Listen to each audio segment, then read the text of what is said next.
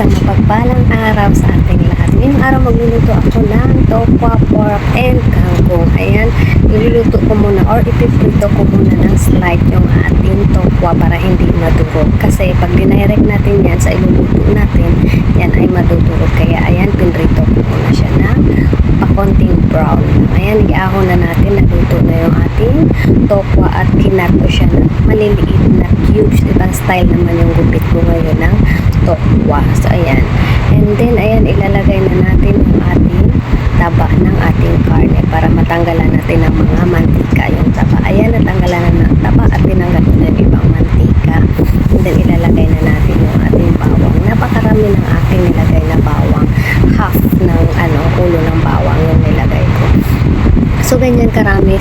The more na maraming bawang, the more naman sasarap yung ating niluluto at mabango ng napakasarap. At nilagay na natin yung ating sibuyas. Ayan, iluluto at na-mix na nga natin lahat yung bawang, sibuyas at yung taba. And then, ilagay na natin yung laman ng karne. So, igisa natin ng maigi yung ating karne. And ayan nga, hindi ko tinatakpan. And maglalagay ako ng konting tubig kasi papalambutin muna natin yung ating karne.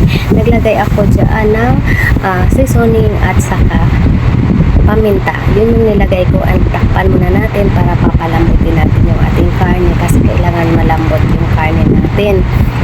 And then, ayan, chinecheck ko nga kung pwede na. Ayan, at dahil okay na, ayan, inilagay ko na yung ating tokwa. Ayan, sinunod ko na yung ating tokwa dahil malambot na yung ating karne. Siguraduhin natin malambot yung ating karne dahil yung ating tokwa ay saglit lang yan at hindi pang matagalan na iluluto. And then, naglagay na ako ng mga pampalasa, especially yung ating oyster sauce. Yan yung aking pinaka-pampalasa ay ang oyster sauce. And then, depende sa inyo kapag kulang yung lasa, pwede nyong lagyan ng asin. Magdagdag kayo ng asin kung marami yung kangkong na inyong ilalagay. Ayan, inilagay na natin yung ating kangkong. Yung palang aking cut ng kangkong ay hiniwa ko ng maiiksi. Yung hiwa, hindi pa haba. Depende sa inyo kung anong gusto nyo slice ng inyong kangkong. So, yung akin naman ganyan para hindi masyadong mahaba dahil maliliit yung ating karne at maliliit din yung hiwa ng ating tokwa. So, ayan, hinalo-halo ko na nga para magka-mix na ng maigi dahil saglit lang natin iluluto yung ating gulay para hindi ma-overcook ang importante ay naipalambot natin yung karne.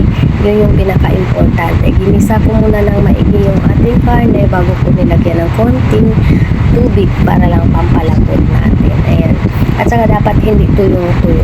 Dapat din siya may konting sauce kasi nga pag wala siyang sauce, wala na rin lasa yung ating mga gulay. Kasi yung gulay hindi na makakapit dyan yung lasa ng ating niluluto. Ayan, sa ganyang itsura niyan, almost done na yan. Konting-konti na lang para hindi matigas yung kangkong. Ayan, pinalambot ko lang din. Ayan, dahil nga kumuha ako ng kangkong sa Ando, ayan, niluto ko na kaagad. Nagbabili ako ng tokwa kanina sa kasama ko. Dahil nandito ako sa bahay, wala na akong makita ang tokwa. Ayan, buti na nga lang siya ay nasa labas pa. Ayan, napakasarap niya. Basta may kangkong at saka tokwa, napaka-excited ko magluto. Alam niyo sa mga oras na yun, nag-start ako ng 1:45 ng luto. Ayan, naglagay ako ng decoration ulit na sili, hindi ko naman dinudurog. Ayan, almost done. Ready to serve na yan. And then, ayan na yung ating final look. So, thank you for watching. Yun na ating may share for today. Salamat sana nakapulot kayo ng aral sa ating masarap na luto. Thank you for watching and God bless to all of us. Be kind.